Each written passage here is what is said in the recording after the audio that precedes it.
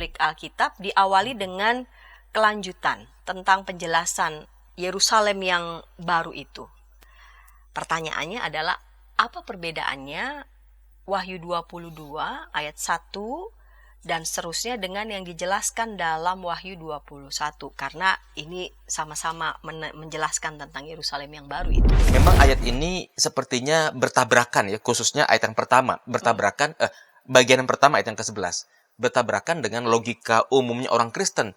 Harusnya kan orang jahat diperingati supaya segera bertobat, begitu ya. Berbalik arah. Ya. Nah, tapi kan ayatnya justru berbunyi, siapa yang berbuat jahat, biarlah tetap berbuat jahat. Siapa yang berlaku cemar, terus berbuat cemar gitu. Nah, kenapa tidak diajak untuk bertobat? Kita hidup pada sebuah zaman di mana mudah sekali orang-orang Kristen, orang percaya untuk mendapatkan akses tentang khotbah, renungan, atau mungkin katakanlah ulasan-ulasan Alkitab. Nah, sayangnya tidak semua ulasan khotbah renungan itu adalah kutipan atau ulasan yang sehat, begitu ya. Kadangkala melenceng dari kebenaran Alkitab. Nah,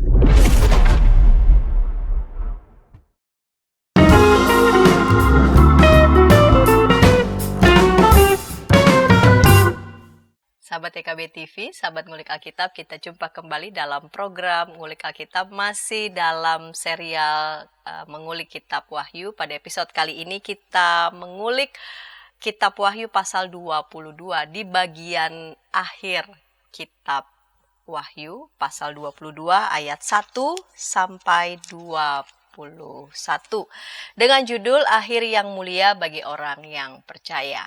Akhir yang mulia bagi orang percaya. Program Ngulik Alkitab ini diselenggarakan sebagai media, sebagai sarana bagi kita membaca Alkitab dan tentu saja mengulik setiap teks di setiap pasalnya, dan khususnya pada saat ini kitab Wahyu pasal 22 ayat 1 sampai 21, dan tentu saja melihat relevansinya untuk kehidupan kita sehari-hari. Dan yang akan menolong kita sebagai narasumber mengulik teks Wahyu 22 ayat 1 sampai 21 telah hadir di studio Bapak Pendeta Nathanael Setiadi. Saya sapa dulu. Salam jumpa Pak Pendeta, salam jumpa kembali. Sekian kalinya menolong kita sebagai narasumber mengulik Alkitab dan secara khusus mengulik kitab Wahyu 22 ini ya, pasal 22 ayat 1 sampai 21. Tugas beliau sebagai pendeta tugas khusus Sinode Wilayah sebagai Sekretaris Umum BPMSW GKI Sinode Wilayah Jawa Barat dengan Jemaat Basis GKI Kayu Putih. Baik Pak Pendeta, kita mulai saja. Episode kali ini kita buka dalam doa. Mari Pak Pendeta dapat memimpin kita dalam doa. Ya, mari kita berdoa. Ya Tuhan, kami sungguh bersyukur boleh kembali berkumpul dan berjumpa dalam siaran Ngulik Alkitab dari YKB TV. Kami rindu untuk kembali belajar dari firman Tuhan, khususnya kitab Wahyu, di mana kami sudah masuk pada pembahasan pasal terakhir, pasal 22. Kiranya Tuhan menolong hamba-Mu dan juga Pendeta Santi, serta sahabat YKB yang mengikuti acara Ngulik Alkitab ini, agar dalam setiap pembahasan kami beroleh pengertian dan hikmat yang dari Roh-Mu yang Kudus boleh menyertai kami, sehingga kami mengerti apa pesan firman Tuhan bagi kehidupan kami saat ini untuk kehidupan di masa kini. Kami serahkan berlangsungnya acara Ngulik Alkitab dalam anugerah Tuhan. Dalam nama Tuhan Yesus, firman yang hidup, kami serahkan doa ini. Amin. Amin. Wahyu pasal 22 ayat 1 sampai 21 saya akan membacanya. Lalu ia menunjukkan kepadaku sungai air kehidupan yang jernih bagaikan kristal dan mengalir keluar dari tahta Allah dan anak domba itu. Di tengah-tengah jalan kota itu, yaitu di kedua sisi sungai itu, ada pohon kehidupan yang berbuah 12 kali tiap-tiap bulan sekali. Daun pohon itu dipakai untuk menyembuhkan bangsa-bangsa. Tidak akan ada lagi yang terkutuk. Tahta Allah dan anak domba akan ada di dalamnya dan hamba-hambanya akan beribadah kepadanya.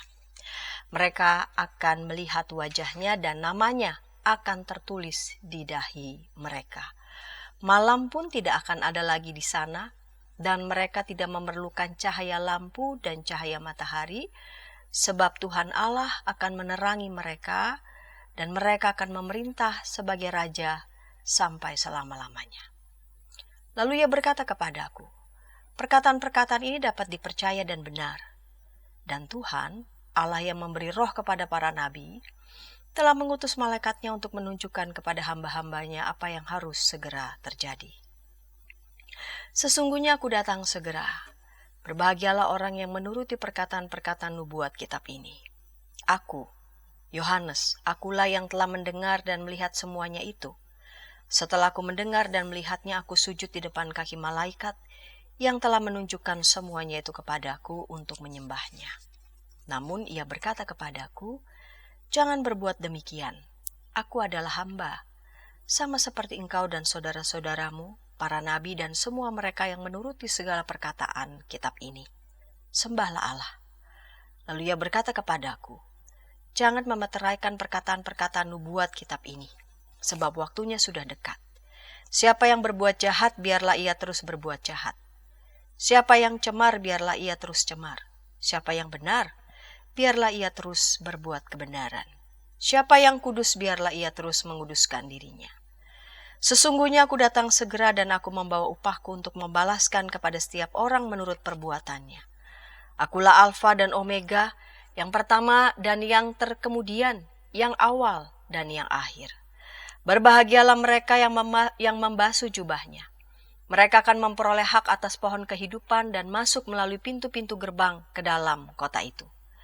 Namun anjing-anjing dan tukang-tukang sihir, orang-orang yang berbuat cabul, pembunuh-pembunuh, penyembah-penyembah berhala, dan setiap orang yang mencintai dusta dan melakukannya tinggal di luar. Aku, Yesus, telah mengutus malaikatku untuk bersaksi tentang semuanya ini kepada kamu bagi jemaat-jemaat. Akulah Tunas, yaitu keturunan Daud bintang timur yang gilang gemilang. Roh dan pengantin perempuan itu berkata, "Marilah." Siapa yang mendengarnya hendaklah ia berkata, "Marilah." Siapa yang haus hendaklah ia datang, dan siapa yang mau hendaklah ia mengambil air kehidupan dengan cuma-cuma. Aku bersaksi kepada setiap orang yang mendengar perkataan-perkataan nubuat kitab ini. Jika seseorang menambahkan sesuatu kepada perkataan-perkataan ini, Allah akan menambahkan kepadanya malapetaka-malapetaka yang tertulis di dalam kitab ini.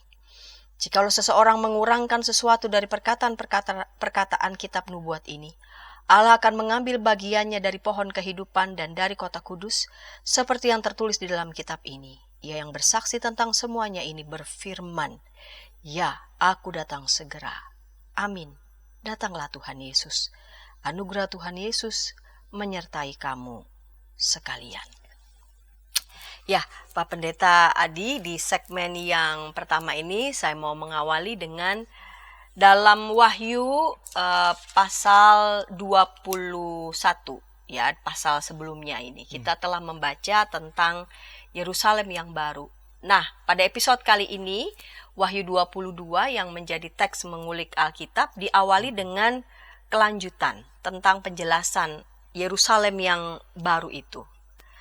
Pertanyaannya adalah, apa perbedaannya Wahyu 22 ayat 1 dan seterusnya dengan yang dijelaskan dalam Wahyu 21? Karena ini sama-sama menjelaskan tentang Yerusalem yang baru itu. Oke, baik.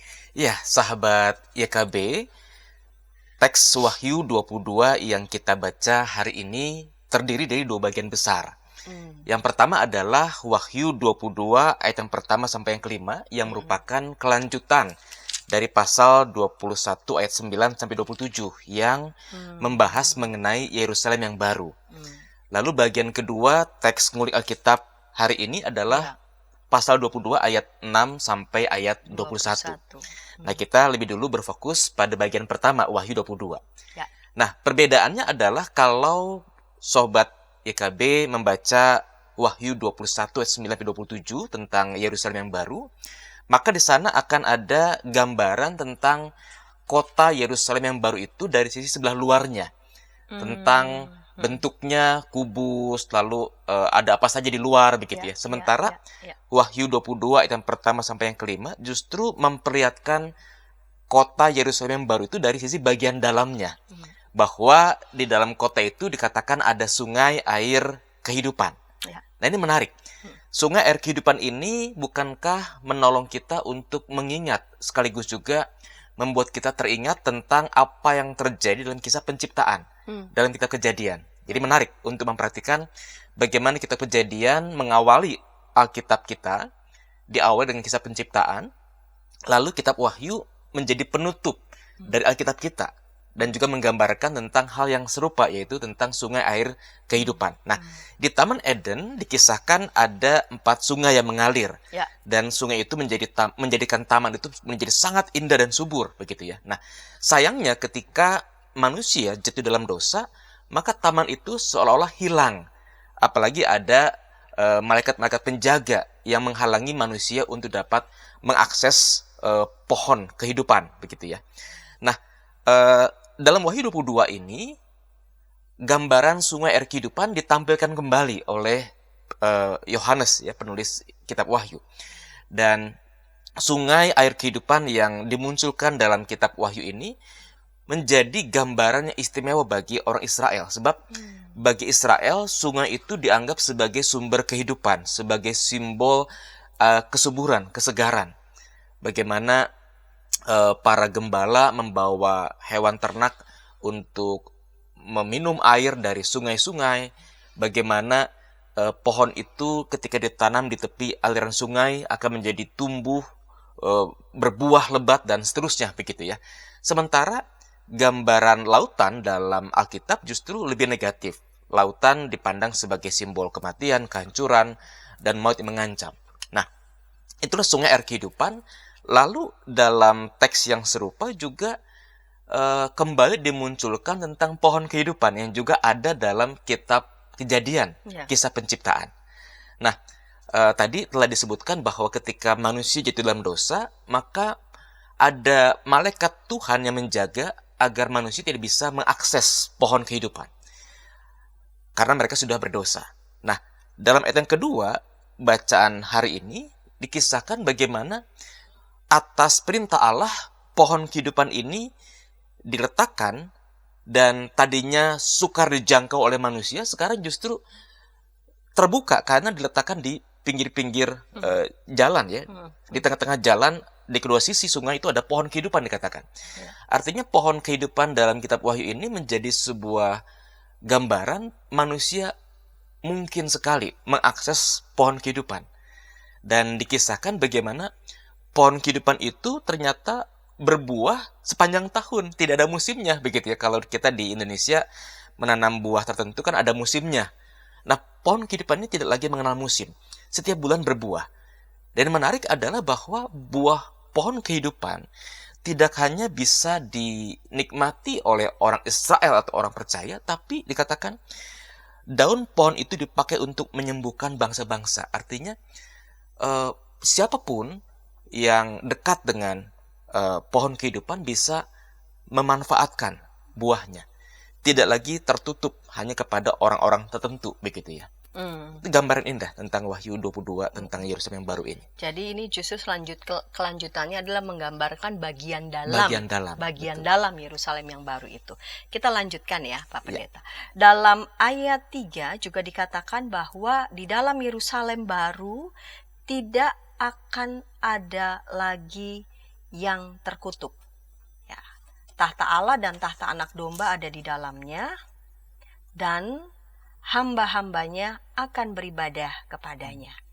Dan di ayat 4 dikatakan bahwa mereka akan melihat wajahnya dan namanya akan tertulis di dahi mereka. Apa arti tentang dua ayat ini? Iya. Nah, sahabat YKB, kalau kita mendengar istilah tidak akan ada lagi yang terkutuk atau terlaknat, begitu ya, maka bukankah kita mengingat tentang teologi berkat dan kutuk yang sangat dihidupi oleh orang Israel, ataupun juga yang menjadi warna teologi yang cukup dominan dalam Perjanjian Lama, begitu ya. Nah, dikisahkan bahwa di Yerusalem yang baru itu tidak akan ada lagi kutuk, yang ada hanyalah berkat, ya. Nah, kalau kita mencermati kitab Ulangan pasal 11 ayat 6 hingga 28 tentang berkat dan kutuk, maka di sana kita mendapatkan pesan yang kuat. Siapa sih yang mendapatkan berkat? Yaitu orang-orang yang taat dan percaya kepada Allah, dan juga yang menjalankan segala perintah-perintah Allah, begitu ya. Sebaliknya, kutuk akan dialami, akan diterima oleh orang-orang yang tidak percaya kepada Allah, yang jalannya menyimpang dari jalan yang Tuhan tunjukkan begitu. Nah, di Yerusalem yang baru nanti dikatakan tidak lagi ada kutuk. Artinya apa? Orang-orang yang hidup di dalam Yerusalem yang baru ini adalah orang-orang yang sungguh percaya dan menyembah kepada Allah yang benar. Nah, karena mereka percaya kepada Allah yang benar, maka Allah menganugerahi mereka dengan berkat. Tidak lagi ada ruang bagi kutuk di sana, begitu ya. Nah, selain itu dikatakan seluruh kehidupan, ya, artinya orang-orang percaya, mereka hanya menaati dan melaksanakan perintah Tuhan. Dengan demikian mereka mendapatkan berkat Allah, begitu ya. Dan ini menjadi hal yang penting untuk dicermati karena memang menjadi taat itu kan bukan hal yang mudah. Tapi kehidupan di Yerusalem yang baru adalah kehidupan yang berbeda dengan kehidupan kita di saat ini, begitu ya. Nah, bukan berarti ketika dikatakan hamba-hambanya akan beribadah kepadanya, maka 24 jam begitu ya, aktivitas orang-orang percaya itu ya seperti di gereja gitu ya, membaca Alkitab, dengar khotbah, memuji Tuhan, bukan 24 jam seperti itu. Kehidupan yang dijalani adalah kehidupan yang normal. Memang kita tidak tahu persis kehidupan seperti apa yang ada di sana, tapi kehidupan yang normal dalam standar kekekalan begitu ya. Dan apapun yang orang-orang percaya itu lakukan, apapun yang mereka kerjakan, semuanya adalah ibadah kepada Allah, begitu ya. Nah, jadi katakanlah kalau dalam kehidupan kekekalan itu masih ada kegiatan makan dan minum, begitu, maka orang-orang percaya itu makan dan minum dengan penuh syukur kepada Tuhan. Mereka dipenuhi kesadaran bahwa makan minum itu terjadi karena berkat Tuhan, karena penyertaan Tuhan atas mereka. Nah, terkait dengan ayat yang keempat, ketika dikatakan mereka, orang-orang percaya itu akan melihat wajah Allah, begitu ya. Maka ini menjadi hal yang menarik untuk kita kaitkan kembali dengan satu cerita dalam Perjanjian Lama. Dalam Perjanjian Lama memang ada semacam prinsip atau keyakinan bahwa tidak ada manusia yang bisa melihat wajah Allah, karena siapapun yang akan melihat wajah Allah akan binasa.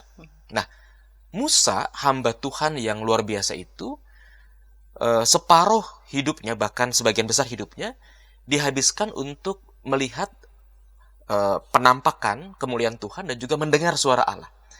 Tapi Musa tidak pernah berjumpa dengan Allah muka dengan muka, begitu ya. Kalaupun dia naik ke Gunung Sinai, yang dia lihat kan hanyalah penampakan kemuliaan Allah, bukan wajah Allah gitu. Sehingga dalam Keluaran 33 ayat 20 dan 23 tersirat di sana ada semacam harapan dari Musa untuk bisa melihat wajah Allah, sosok pribadi yang dilayani oleh Musa. Tapi Allah hanya mengizinkan untuk Musa melihat belakang wajah Allah, atau penafsiran mengatakan ujung kecil dari jubah Allah, begitu ya.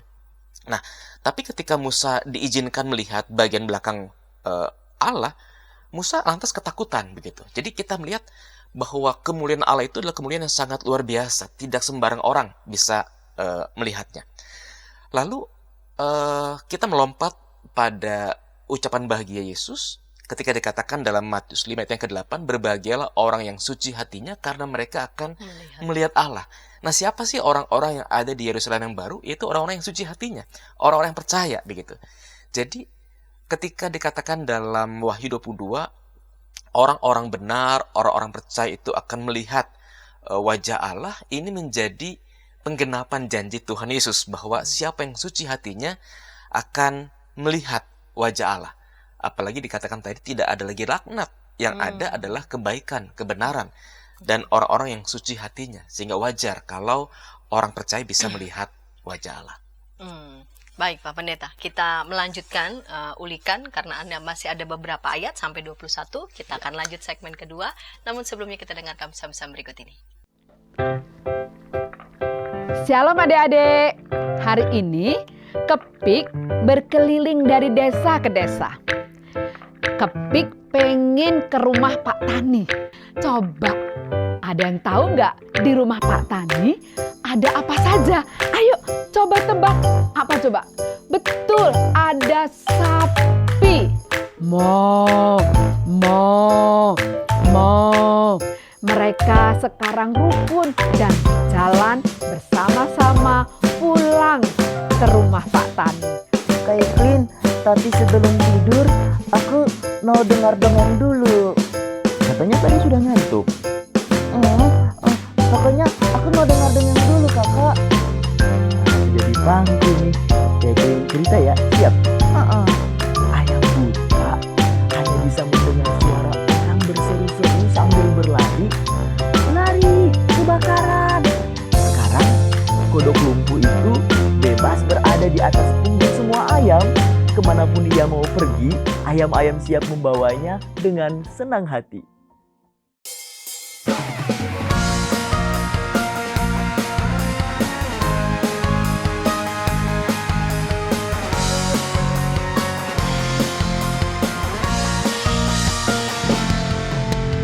Hormat pada orang tua, menyayangi binatang, rajin ke sekolah minggu, selalu giat belajar, tidak membedakan orang, semua dijadikan sahabat, dipercaya oleh guru-guru di sekolah.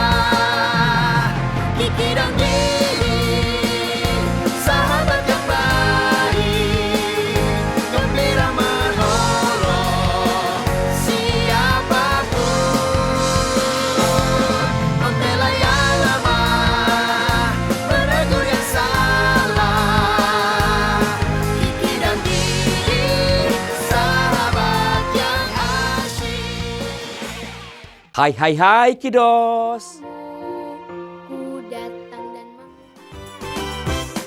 Inci, betul. Kodok lumpuh dan ayam buta Kidi time.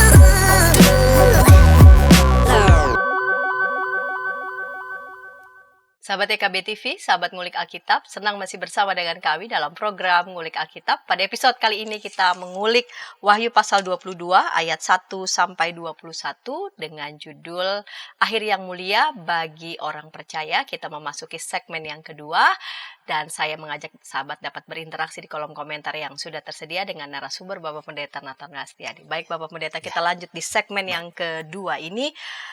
Wahyu pasal 22 ayat 6 dan seterusnya ini merupakan bagian epilog dari kitab Wahyu.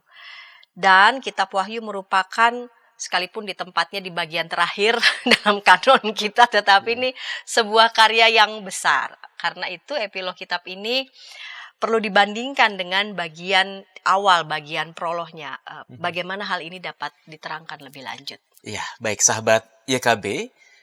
Kalau kita mencermati bagian akhir kitab Wahyu, Wahyu pasal 22 ayat yang ke-6 dan seterusnya, maka ini menjadi semacam penutup ya dari serangkaian kisah, serangkaian penampakan, serangkaian penglihatan dan juga pesan yang telah diuraikan pada pasal-pasal sebelumnya.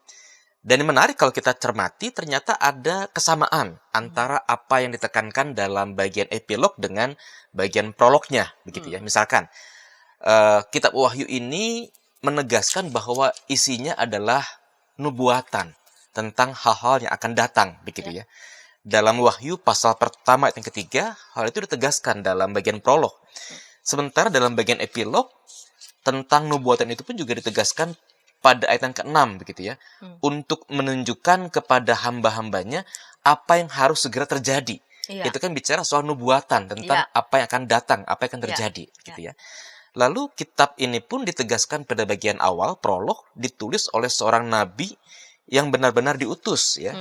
Ayat yang pertama, Wahyu 1. ayat yang pertama betul. Demikian pula dengan epilog. 22 ayat 8 ya. Ayat 8 ya. Aku Yohanes, akulah yang mendengar dan melihat semuanya itu. Bahwa Yohaneslah nabi yang diutus itu menjadi saksi atas segala peristiwa yang diceritakan dalam kitab Wahyu ya. Lalu dalam bagian prolog juga dikisahkan bagaimana kitab ini harus dibaca di dalam jemaat-jemaat. Sehingga kita menemukan dalam pasal 2 dan pasal 3 itu ada surat kepada 7 jemaat, begitu ya. Nah, dalam bagian prolog pada ayat yang ke-16 dikisahkan juga bagaimana Yesus telah mengutus malaikatnya untuk bersaksi tentang semuanya ini kepada kamu bagi jemaat-jemaat, begitu. Jadi sama pesan yang disampaikan pada bagian epilog adalah bagaimana kitab ini harus diperdengarkan, dibacakan, disaksikan kepada jemaat-jemaat, kepada gereja. Lalu dalam bagian epilog juga ada semacam tujuan kenapa sih kitab ini ditulis, yaitu untuk memberikan semangat, ya, untuk memberikan pengharapan kepada orang percaya. Dikatakan berbahagialah ia yang membacakan kata-kata nubuat ini dan mereka yang mendengarkannya. Ya. Maka pada bagian prolog pun juga 3 kali dituliskan bagaimana penulis kitab Wahyu ini memberikan semangat kepada orang percaya. Dikatakan, sesungguhnya aku datang segera. Berbahagialah orang-orang yang menuruti perkataan-perkataan nubuat kitab ini. Ayat yang ke-7. Ayat yang ke-12. Sesungguhnya aku datang segera dan aku membawa upahku untuk membalaskan kepada setiap orang menurut perbuatannya. Dan ayat yang ke-14. Berbahagialah mereka yang membasuh jubahnya. Jadi kita lihat ada semacam kesamaan ya antara apa yang ditekankan dalam bagian epilog dengan apa yang sudah dituliskan pada bagian awal kitab Wahyu ini. Begitu.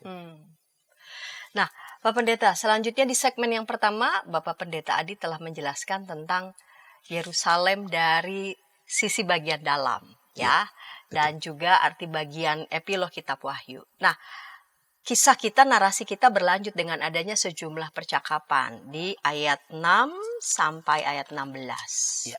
Siapa sesungguhnya yang berkata-kata pada ayat tersebut di ayat 6 sampai ayat 16 ini? Baik, iya, sahabat EKB, kalau kita bisa membayangkan ada percakapan yang menarik dalam bacaan kita, ya. Di sana ada sosok Yohanes, sang nabi yang menjadi saksi dari aneka macam penglihatan itu. Lalu juga ada gambaran penghuni sorga, ya, dan juga ada Allah Tritunggal, khususnya pribadi Yesus, serta makhluk surgawi malaikat. Nah, ada percakapan di antara kedua pihak ini dan Yohanes menjadi saksi yang mendengarkan, yang melihat langsung percakapan tersebut, begitu ya. Nah, para penafsir kebanyakan bersepakat demikian. Ayat 6 dan 7 ini merupakan perkataan-perkataan dari Yesus, begitu ya. Kalau kita melihat pada Alkitab Terjemahan Baru edisi pertama, ayat 6, kata ia, ini ditulis dengan huruf besar, begitu ya. Memang dalam TB2 ditulisnya huruf kecil. Tapi dalam ayat yang ke-7, yang merupakan pernyataan lanjutan dari ayat yang ke-6, ada kata-kata aku dengan huruf besar. Nah, ini menunjuk pada pribadi Yesus yang sedang berkata-kata, begitu ya. Nah, ayat yang ke-8 menjadi semacam jeda, bagaimana Yohanes itu menjadi saksi yang melihat dan juga mendengarkan percakapan yang muncul.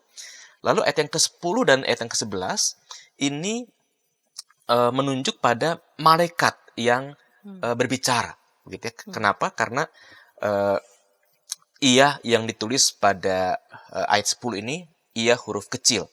Dan ini menjadi percakapan baru yang muncul kemudian. Nah, pada ayat yang ke-12 muncul kembali sambungan atau respon percakapan, yaitu sesungguhnya aku datang segera, akunya huruf besar. Ini menunjuk pada Yesus yang kembali berbicara tentang janji atau tentang apa-apa yang akan terjadi kemudian, dan juga upah yang diberikan kepada orang-orang percaya, dan juga pernyataan tentang siapa dia, begitu ya, sebagai Alfa dan Omega dan seterusnya. Jadi sampai ayat 16 itu ya. Sampai ayat 16, betul. Ya. Baik, Pak Pendeta. Pada ayat yang ke-7, Yesus berkata, sesungguhnya aku datang segera. Ya. Tahun ini tahun 2025. Iya. Lalu kemudian kalau orang membaca ini, segera, aku datang segera. Tahun depannya aku datang segera. Segeranya kapan? Ternyata belum juga datang. Kira-kira apa yang menjadi inti dari ayat ini sendiri? Baik. Aku datang segera. Ya, sahabat YKB, kita perlu menyadari bahwa janji Yesus akan segera datang, atau bahkan ini kata-kata Yesus juga ya, aku datang segera, ini menjadi persoalan.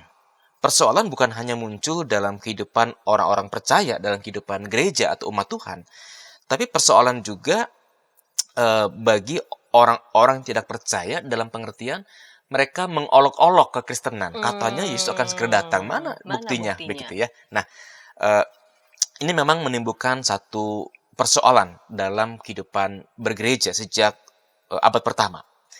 Yesus kepada para murid pernah menyatakan bahwa di antara kalian yang ada bersama dengan aku saat ini, ada yang tidak akan mati sebelum kerajaan Allah itu datang, begitu ya.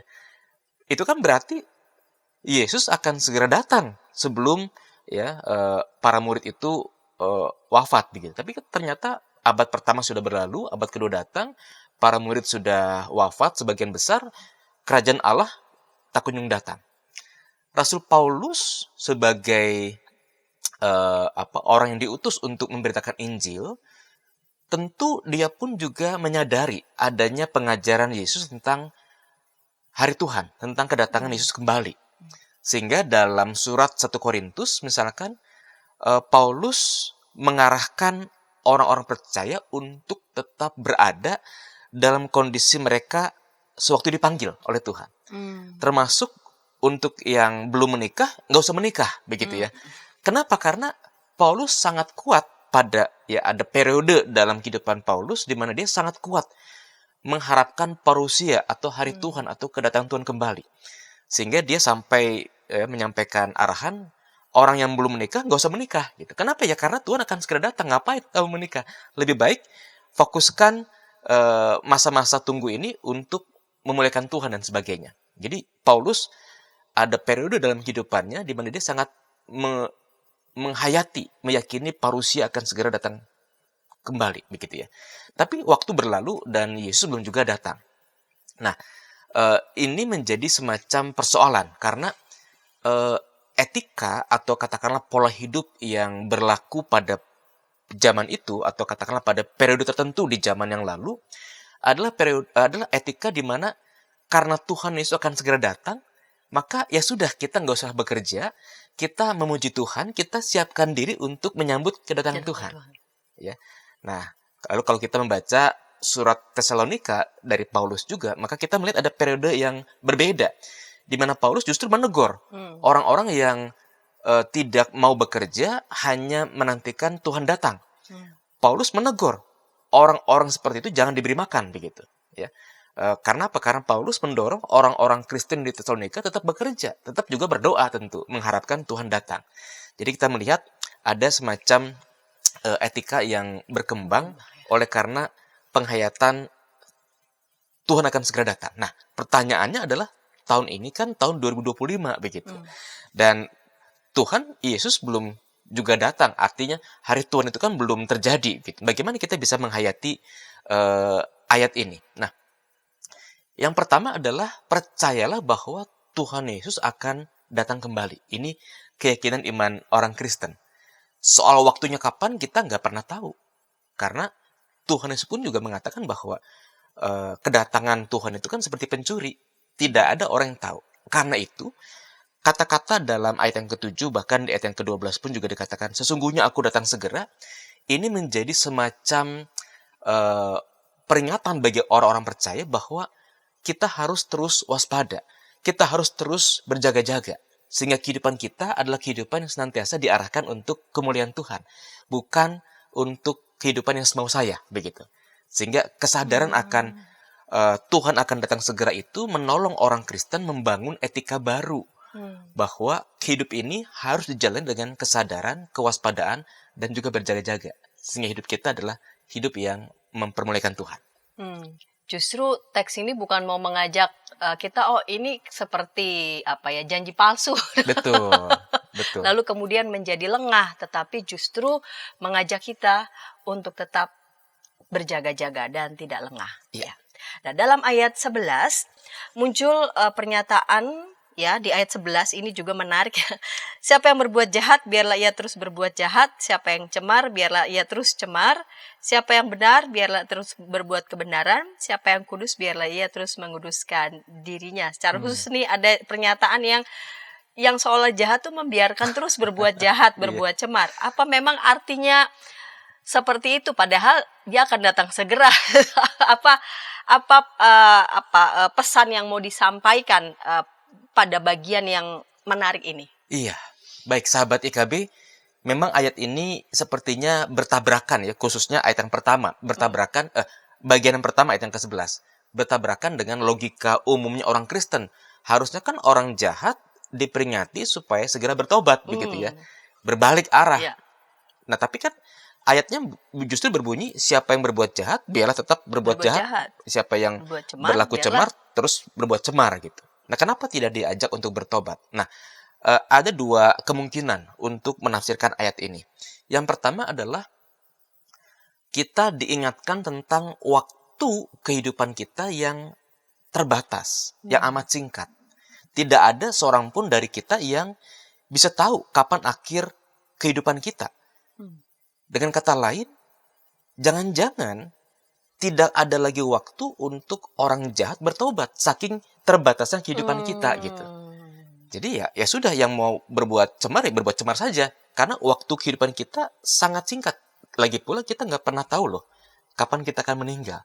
Entah sebulan lagi, entah 50 tahun lagi, entah sejam lagi, kita nggak akan tahu. Waktunya sangat singkat. Karena itu ya tidak ada kesempatan untuk orang bertobat pada akhirnya. Karena waktu yang sangat singkat dan juga ketidaktahuan kita akan batas kehidupan kita. Nah, itu yang pertama. Nah, yang kedua adalah kemungkinannya adalah bahwa pribadi Yesus, Allah yang hidup itu, adalah pribadi yang tidak pernah memaksa. Kristus mengajarkan, Kristus menawarkan. Pada akhirnya, manusia sendirilah Mengambil keputusan. yang mengambil keputusan. Apakah dia mau berubah, apakah dia mau mengikut Tuhan, atau menolak Tuhan. Nah, dalam ayat ini, seolah-olah Kristus mengatakan kepada yang berbuat jahat, silahkan terus berbuat jahat. Aku nggak akan memaksamu untuk menjadi baik. Kalau pilihanmu terus berbuat jahat, silahkan. Aku tidak akan langsung menghukummu. Tapi pada akhirnya tentu kita menyadari bahwa setiap orang akan menerima penghakiman dari Tuhan, begitu ya. Jadi ayat ini mau mengatakan bahwa Kristus tidak pernah memaksa loh. Tuhan sudah memberikan wanti-wanti, Tuhan sudah memberikan pengarahan. Kehendak bebas kita lah yang memutuskan kita mau memilih yang mana. Dan ini konsisten dengan teologi dalam kitab Kejadian, kisah penciptaan, bahwa Allah menciptakan kita lengkap dengan kehendak bebas, dengan free will gitu ya. Menarik ya. Jadi tidak pernah memaksa. Hendaklah panggilan kita untuk membaru diri, justru itu panggilan yang datang dari pilihan bebas kita, bukan justru karena paksaan. Baik, kita akan melihat di ayat selanjutnya. Kita akan mengulik itu di segmen ketiga, namun sebelumnya kita dengarkan pesan-pesan berikut ini. Shalom adik-adik. Hari ini Kepik berkeliling dari desa ke desa. Kepik pengen ke rumah Pak Tani. Coba, ada yang tahu nggak di rumah Pak Tani ada apa saja? Ayo coba tebak. Apa coba? Betul, ada sapi. Mo, mo, mo. Mereka sekarang rukun dan jalan bersama-sama pulang ke rumah Pak Tani. Kak Evelyn, tapi sebelum tidur aku mau dengar dongeng dulu. Katanya tadi sudah ngantuk. Pokoknya aku mau dengar dongeng dulu kakak. Jadi pangku nih. Kayak cerita ya, siap? Ayam buta hanya bisa mendengar suara orang berseru-seru sambil berlari. Lari, kebakaran. Sekarang kodok lumpuh itu bebas berada di atas punggung semua ayam. Kemanapun dia mau pergi, ayam-ayam siap membawanya dengan senang hati.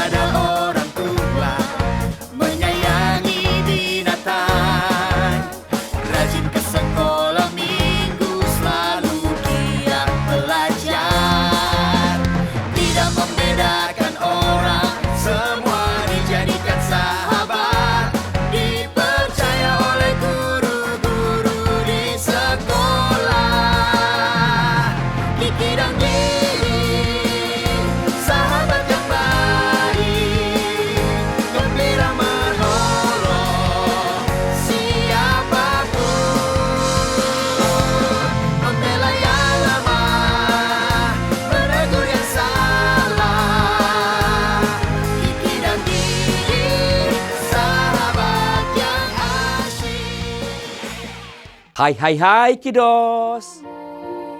Ku datang dan Inci, betul. Kodok lumpuh dan ayam buta. Kidi Time.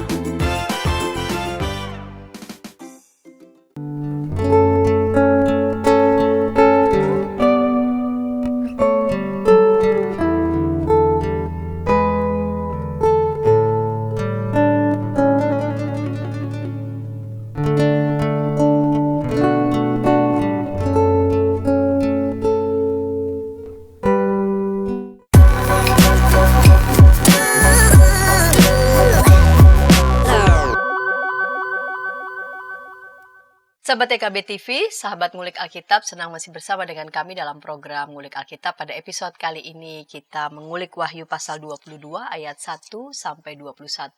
Kita memasuki segmen yang ketiga, segmen penutup dengan narasumber Bapak Pendeta Nathanael Setiadi. Baik, Pak Pendeta, kita lanjut di segmen ketiga ini, segmen penutup ini. Di penghujung segmen kedua, Pak Pendeta Adi sudah menjelaskan bahwa tentang ayat yang 11 itu ya, siapa yang berbuat jahat, biarlah ia terus berbuat jahat, siapa yang cemar, biarlah ia terus cemar. Itu berkaitan dengan waktu pertobatan yang begitu sangat dekat dan juga Tuhan Yesus tidak pernah mau memaksa. Nah, di dalam ayat 13 tertulis akulah Alfa dan Omega, yang pertama dan yang terkemudian, yang awal dan yang akhir. Apa artinya ini? Iya, sahabat YKB, aku adalah Alfa dan Omega, yang awal dan yang akhir ini punya 3 pengertian ya. Yang pertama adalah komplit atau lengkap. Ya, ketika kita membaca buku, ibarat membaca buku, ya kita sudah membaca dari halaman depan sampai halaman belakang begitu ya. Dari awal hingga akhir.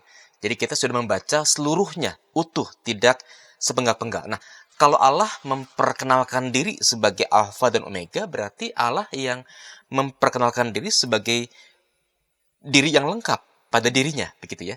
Sehingga kita tidak membutuhkan yang lain. Loh, kita berjumpa dengan pribadi yang sudah lengkap kok. Kalau Allah sudah lengkap, ya buat apa yang lain, begitu ya. Itu kurang lebih pengertian yang pertama. Nah, yang kedua, Alfa dan Omega itu juga berarti bicara soal Allah itu kekal. Dia sudah ada sejak semula, bahkan sebelum ada segala sesuatu, dia sudah ada. Bahkan ketika akhir kehidupan, Allah pun juga akan tetap ada, begitu ya. Kekal, itu pengertian yang kedua. Nah, pengertian yang ketiga adalah kuasa. Allah punya kuasa. Nah, bagi orang Yunani, mereka itu kan menyembah banyak dewa, dan dewa yang paling agung, yang paling berkuasa bagi mereka adalah Zeus, begitu ya. Nah, Zeus ini digambarkan sebagai yang awal, pertengahan, dan akhir. Nah, bagi orang Yunani, Zeus itu adalah dewa yang paling top, dewa yang paling berkuasa, begitu ya. Nah, gambaran itu dipinjam oleh penulis kitab Wahyu untuk menggambarkan bahwa Allah adalah pribadi yang awal dan yang akhir. Termasuk juga tentu pertengahannya, begitu ya. Mau mengatakan bahwa Allah adalah pribadi yang paling berkuasa. Dia adalah pemilik satu-satunya kuasa itu, begitu. Tidak diserahkan kepada pihak yang lain. Allah lah pribadi yang berkuasa. Nah, lalu yang berikutnya adalah Yesus dalam ayat 13 tadi juga memperkenalkan diri sebagai yang pertama dan yang terkemudian. Nah, ini memang sebuah istilah atau konsep yang dipakai dalam dunia kemiliteran, begitu ya. Jadi kalau para sahabat YKB suka melihat film-film action, terutama dari era-era Romawi, begitu, kita suka melihat adanya barisan pasukan Romawi yang berdiri di depan dengan perisai-perisai mereka yang terpasang, tapi juga mereka ada berbaris di belakang. Nah, itulah Ho Protos yang awal, yang pertama itu berdiri di depan, melindungi kalau ada serangan dari depan, tapi juga ada Ho Eskatos yang terkemudian, yang juga menjaga di belakang gitu. Jadi bukankah gambaran Alfa dan Omega, yang awal dan yang akhir, yang pertama dan yang terkemudian ini menjadi gambaran yang sangat indah tentang siapa Allah. Allah itu berkuasa, Allah itu sudah sangat lengkap, Allah itu kekal, tapi juga Allah itu melindungi kita, begitu. Bukankah gambaran itu menjadi gambaran yang sangat meneguhkan, menguatkan orang-orang percaya? kalau Allah sudah sedemikian lengkapnya, kalau Allah sudah sedemikian melindungi kita, kita nggak butuh yang lain gitu. Begitu lengkapnya dia sendiri yang melindungi kita. Iya. Nah, di ayat yang selanjutnya, Pak Pendeta, ini dalam Wahyu pasal 22 ayat 17 muncul keterangan tentang roh dan pengantin perempuan yang memberikan ajakan, marilah. Ya, berapa kali itu marilah. Apa artinya ayat ini bagi kita? Iya, baik. Nah, sahabat YKB, jadi kalau kita mencermati ayat 17 ini, kita bisa melihat ada 3 undangan begitu ya. Lalu juga ada roh dan pengantin perempuan. Kalau pengantin perempuan tentu ini sebuah gambaran yang umum dalam Perjanjian Baru, menggambarkan tentang gereja, ya. Sementara pengantin pria dalam hal ini menunjuk kepada pribadi Yesus begitu. Nah, dalam kitab Wahyu ketika dikatakan roh, sebenarnya itu menunjuk kepada Yesus. Misalkan kalau kita kembali pada awal membahas atau mengulik kitab Wahyu pasal 2 pasal 3 surat kepada 7 jemaat, seringkali ada kalimat begini. Sampaikanlah siapa bertelinga hendaklah ia mendengar. Apa yang dikatakan roh kepada jemaat-jemaat. Nah, roh di sini maksudnya Yesus yang berkata-kata kepada Yohanes begitu ya. Supaya kata-katanya itu disampaikan kepada jemaat-jemaat. Jadi, pengantin pria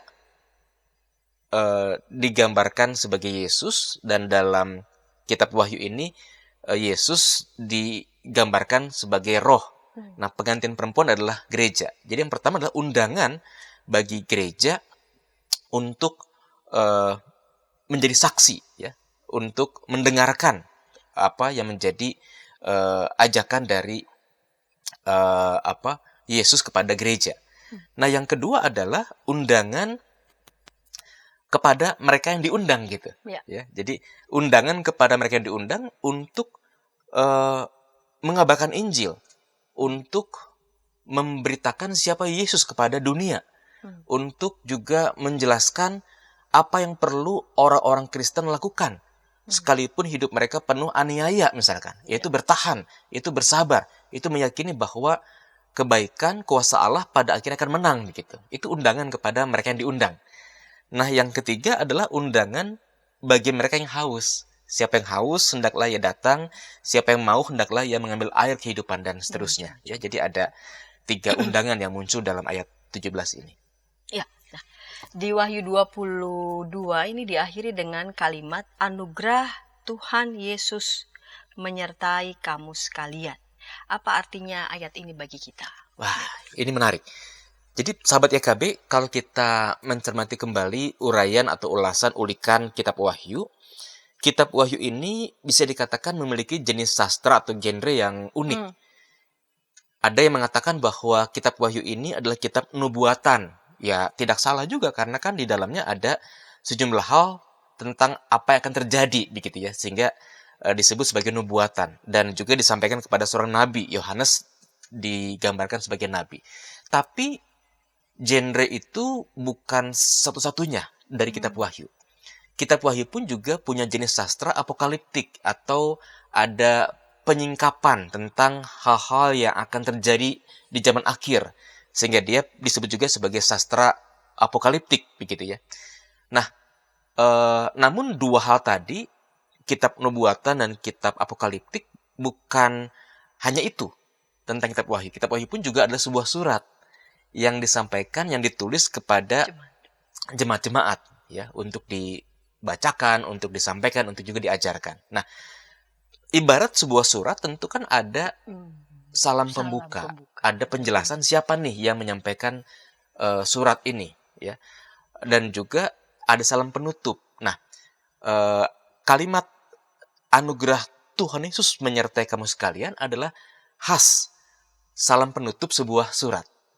Namun, di balik kata-kata yang khas sebuah penutup dari sebuah surat, ataupun juga berkat yang disampaikan dari sebuah surat, kalimat ini juga mengatakan bahwa ada semacam peneguhan dari Tuhan kepada orang-orang percaya, orang-orang benar yang sedang berjuang, sekaligus juga janji kemenangan bahwa berkat Tuhan, anugerah Tuhan itu akan terus menyertai kita loh dalam menjalani ziarah kehidupan yang penuh dengan dinamika, sekaligus juga menjadi dasar pengharapan gereja.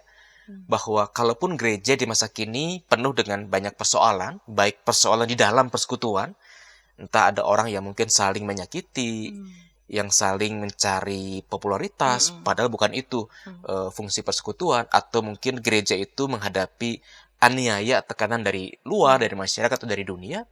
Ingat, ada janji Tuhan bahwa anugerah Tuhan Yesus itu senantiasa menyertai kita loh, begitu. Nah, kalau anugerah Allah terus menyertai kita, ya bukankah dengan itu kita bisa melangkah maju, kita bisa bertekun, kita bisa bersabar gitu. Baik. Pak Pendeta sudah menjelaskan ini ayat-ayat yang penuh dengan kekayaan makna, pasal 22 ayat 1 sampai 21. Dan apa relevansinya teks ini bagi kehidupan kita sebagai orang-orang percaya pada masa kini? Ya, baik, terima kasih. Nah, sahabat IKB, setidaknya ada 5 relevansi dari ulikan Wahyu 22 saat ini. Yang pertama, ketika tadi kita kembali diingatkan tentang gambaran Yerusalem baru yang akan datang, maka bukankah di sana ada pengajaran mengenai pengharapan. Pengharapan yang perlu dimiliki oleh orang-orang beriman. Pengharapan bahwa satu saat nanti akan ada pemulihan total. Ada gambaran sungai air kehidupan, ada gambaran pohon kehidupan. Bagaimana kehidupan yang sempurna seperti yang dilukiskan dalam kitab Kejadian saat penciptaan itu akan kembali dimiliki, akan kembali dihadirkan oleh Tuhan bagi kehidupan kita. Ini menjadi semacam pengharapan bahwa oke, saat ini kehidupan kita memang penuh dengan masalah, tapi semuanya ini akan berakhir. Nanti akan diganti dengan sebuah kehidupan yang baru, sebagai sebuah pemulihan total bagi orang yang percaya, begitu ya. Nah, yang kedua adalah ketika tadi dikatakan dalam ulikan kita bahwa waktu bertobat itu sudah sangat terbatas, sehingga ya orang berbuat jahat ya tetaplah berbuat jahat karena waktu untuk bertobat itu sudah sangat singkat, begitu ya. Maka bukankah ada panggilan bagi kita, karena kita nggak pernah tahu kapan akhir kehidupan kita, justru ayat 11b-nya lah yang harusnya berbunyi kepada kita, begitu bahwa siapa yang benar, biarlah ia terus berbuat kebenaran. Siapa yang kudus, biarlah ia terus menguduskan dirinya. Ini menjadi panggilan kita, gitu. Kenapa? Karena kita nggak pernah tahu loh, apakah 1 jam lagi kita masih punya kesempatan nggak untuk berbuat baik. Nah, karena kita nggak pernah tahu apakah kita masih punya kesempatan berbuat baiklah, hidup kuduslah, gitu. Ya, itu yang kedua.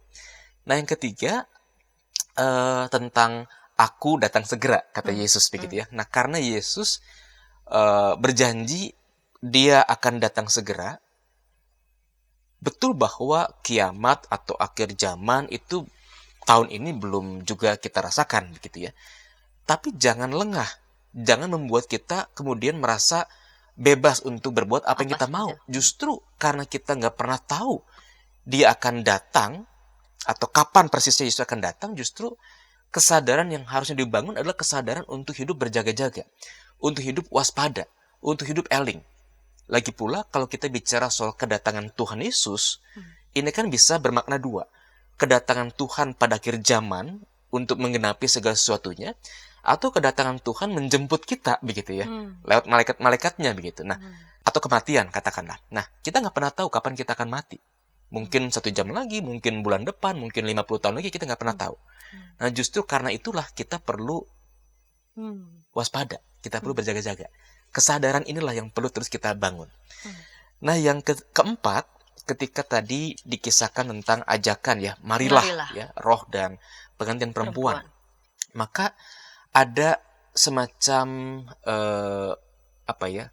pengingat kepada orang-orang percaya bahwa kita punya undangan, kita punya tugas untuk memberitakan Injil, untuk menjelaskan siapa Kristus, bahkan menolong orang-orang yang mau belajar tentang Kristus untuk datang kepada Kristus, mengenal kuasanya, mengenal kasihnya, begitu. Jadi misi penginjilan masih ada pada kita, ya. Dan ini menjadi tugas orang-orang percaya. Itu yang keempat. Nah, yang kelima, yang terakhir, eh, pada bagian yang memang tidak kita bahas, ada semacam peringatan untuk menjaga firman Tuhan, ya. Ayat 18 dan ayat 19. Jadi kita tidak boleh menambahi atau mengurangi firman Tuhan, ya. Nah, ini memang menjadi sebuah hal yang penting untuk dicermati karena kita hidup pada sebuah zaman di mana mudah sekali orang-orang Kristen, orang percaya untuk mendapatkan akses tentang khotbah, renungan, atau mungkin katakanlah ulasan-ulasan Alkitab. Nah, sayangnya tidak semua ulasan khotbah renungan itu adalah kutipan atau ulasan yang sehat, begitu ya. Kadangkala melenceng dari kebenaran Alkitab. Nah, ada semacam peringatan dalam akhir kitab Wahyu agar kita sebagai orang Kristen tidak boleh menambahkan ataupun juga mengubahkan ataupun juga mungkin mengurangi apa yang tertulis dalam firman Tuhan. Supaya apa? Supaya orang Kristen atau bahkan mereka yang bukan Kristen menerima kebenaran secara utuh. Bukan kebenaran yang dipenggal atau kebenaran yang disesuaikan dengan selera zaman, begitu ya. Kurang lebih demikian 5 relevansi kitab ini untuk kita. Iya, bahwa teks Alkitab, bahwa firman Tuhan ini relevan bagi kehidupan kita, tidak berarti lalu kemudian kita bisa menafsirnya sesuai dengan selera zaman supaya dianggap laku gitu ya Pak Pendeta. Relevan bukan berarti lalu kemudian gimana supaya enak sesuai dengan selera zaman, itu dua hal yang sangat berbeda. Baik Pak Pendeta, terima kasih untuk ulasan pada episode kali ini. Akhir yang mulia bagi orang percaya. Di bagian terakhir kitab Wahyu pasal 22 ayat 1 sampai 21, dan ketika tayangan ini boleh memberkati sahabat dapat memberikannya kepada sebanyak mungkin orang dan dapat menekan tombol like maupun subscribe tentu saja sehingga boleh mendapatkan update dari tayangan YKB TV, dan kita jumpa di pekan yang akan datang dengan ulikan kitab baru yang nanti kita akan ulik bersama setelah kitab Wahyu ini. Terima kasih Pak Pendeta Adi untuk ulikan teks pada kitab Wahyu pasal 22 ayat 1 sampai 21, dan kita akan menutup teks ini, ulikan kitab Wahyu pada teks Wahyu pasal 22 ayat 1 sampai 21 dengan doa. Mari Pak Pendeta dapat memimpin kita dalam doa. Mari kita berdoa, sahabat YKB. Ya Tuhan, kami sungguh bersyukur kalau kami boleh kembali belajar untuk memahami apa isi kitab Wahyu, khususnya ketika hari ini kami sudah tiba pada ulikan terakhir pasal 22 kitab Wahyu. Maka biarlah para sahabat YKB yang boleh belajar bersama-sama boleh mengerti apa pesan firman Tuhan bagi kehidupan kami saat ini. Bagaimana kami mendapatkan kepastian dan jaminan tentang akhir yang mulia bagi orang-orang percaya yang bertahan dan bertekun dalam iman percaya mereka. Dan biarlah kami boleh menjadi bagian di dalamnya untuk melihat kemuliaan Yerusalem yang baru yang Tuhan akan hadirkan dalam kehidupan kami. Bapa berkati YKB TV dalam berbagai program siaran yang mereka produksi, khususnya siaran Ngulik Alkitab, di mana pada pekan mendatang akan ada ulikan kitab yang baru. Tuhan berkati Pendeta Santi maupun juga segenap tim produksi agar mereka dapat bertekun untuk mengerjakan apa yang baik untuk menolong orang-orang percaya di banyak tempat untuk mendalami firman Tuhan dengan lebih leluasa. Kami serahkan ungkapan syukur kami dan juga permohonan kami hanya ke dalam nama Tuhan Yesus, Juru Selamat dan Firman yang hidup. Amin. Amin.